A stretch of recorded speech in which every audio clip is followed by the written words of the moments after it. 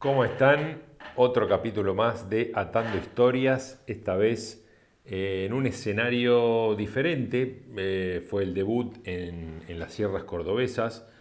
Hace bastante tiempo ya, el mundo era muy diferente al que soy, en todo sentido. Bueno, como toda experiencia nueva fue un gran aprendizaje, con cosas que fuimos descubriendo, con limitaciones de aquella época. Teníamos poco presupuesto, el equipamiento que usábamos era el justo y necesario, pero lo pasamos bárbaro entre Fernando, como siempre.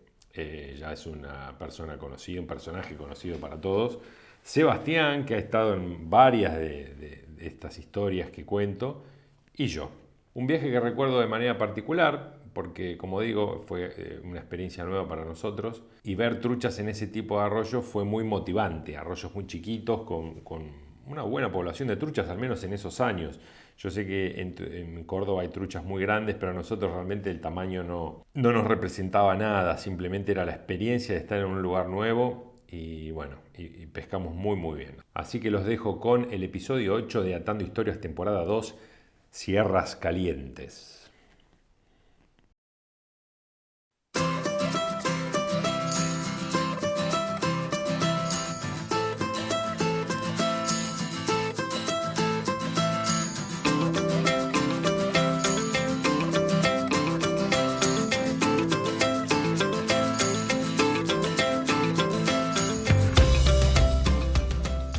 Las sierras cordobesas en términos de pesca de truchas siempre estuvieron eclipsadas por la Patagonia.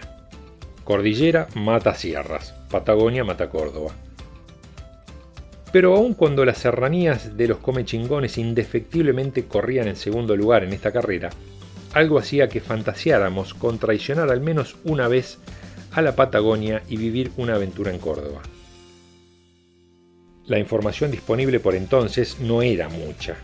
Solo algunos relatos y experiencias vividas por audaces y escasos pescadores de mosca locales, o por algunos visitantes de tierras lejanas que, en el afán de experimentar algo diferente, se aventuraban en los arroyos serranos. Esta vez Fernando, como de costumbre, y Sebastián, que de vez en cuando nos acompañaba, salimos de Buenos Aires hacia Córdoba en el fiel y confiable 1500 de mi viejo. Por supuesto, ya existía una reglamentación de pesca de truchas en esa provincia. La temporada abría el fin de semana largo del 12 de octubre. Compramos nuestro permiso y comenzamos a subir en la sierra. El 1500 se quejaba en las cuestas más pronunciadas, pero mientras hubiera combustible en el tanque no se iba a detener. El trayecto fue largo y lento hasta el río San Guillermo. Antes paramos en el puente del río Yuspe, como de costumbre en todos los puentes. Es un ritual del pescador de mosca asomar su cabeza por la baranda de un puente para ver si encuentra alguna trucha desde esa ventajosa posición. Vimos algunas truchas, quedamos hipnotizados por algunos instantes, pero queríamos llegar al San Guillermo, por lo que seguimos adelante. El calor en las sierras aquel octubre era intenso. Ríos de muy bajo caudal y temperaturas altas nos hacían dudar de la prosperidad de esas aguas. A poco de llegar, observamos con asombro que el puente sobre el río San Guillermo estaba notablemente deteriorado. Sin duda, en algún momento, el caudal del río había alcanzado el nivel del puente, lo cual confirmaba las historias sobre los aluviones en los ríos serranos. Imaginábamos las aguas desbocadas corriendo por ese cañadón, ahora casi seco, y nos dio un escalofrío. Aquellos eran todavía tiempos de neopren. Ya existían algunos waders de Gore-Tex, pero eran inalcanzables para nosotros. Hoy me pregunto por qué vestíamos waders cuando podíamos perfectamente pescar en Bermudas, en aguas tan bajas y con clima tan caluroso. Aun cuando las mañanas eran frescas, es como que el impulso de disfrazarse de pescador era muy fuerte. Nunca habíamos pescado en las sierras, pero sabíamos que se trataba de una pesca de equipos livianos y mayoritariamente ninfas y secas. A poco de caminar el río descubrimos que la cantidad de truchas era notable. Todas del mismo tamaño plato, pero muchas. Las podíamos pescar de diversas maneras. Probamos de todo, secas terrestres, atractoras y ninfas de todo tipo.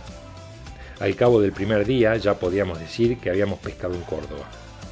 Una de esas noches recuerdo una anécdota muy graciosa. A mitad de la noche nos despierta un sonido inquietante. Un sonido difícil de reconocer que se acercaba poco a poco. Cada vez más preocupados e intrigados, intentábamos reconocer el origen de esos ruidos. Cada vez más cerca de la carpa, y no podíamos entender qué era. En un arrebato de coraje, decidimos tomar una linterna y abrir la puerta de nuestras carpas. La noche estaba absolutamente oscura y serena. Abrimos lentamente el cierre y encendimos las linternas.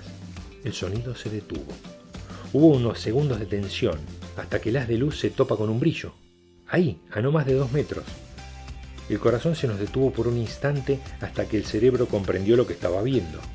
No era otra cosa que el enorme ojo de una vaca absolutamente negra, que nos miraba con curiosidad. Ella había sido atraída por la olla y los platos que quedaron afuera con restos de comida, y que con mucha delicadeza había comenzado a lamer. Esos eran los sonidos que nos habían desvelado. Volvimos al sueño con una sonrisa en la cara y con algo de vergüenza por nuestra ingenuidad. Los días siguientes transcurrieron con un clima muy agradable, fresco por las mañanas y muy caluroso durante el mediodía y la tarde. En ciertos lugares llegamos a encontrar grupos de truchas que se refugiaban del sol a la sombra de una gran piedra en medio del río. Todas apiñadas allí. Era cuestión de pasar la mosca cerca de la piedra y salían como un relámpago a buscarla. La mosca que usamos y que más atracción generaba fue una ninfa de Damsel. Suponemos que la razón pueda ser que allí existen grandes cantidades de odonatos, pero también de pequeños bagrecitos, de los cuales las truchas se alimentan. Una ninfa de Damsel del tamaño correcto bien puede dar la sensación de ser uno de estos pequeños siluros a la vista de las truchas. No nos privamos de nada, tampoco de tomarnos la licencia de sacrificar algunas truchas para comer en un almuerzo.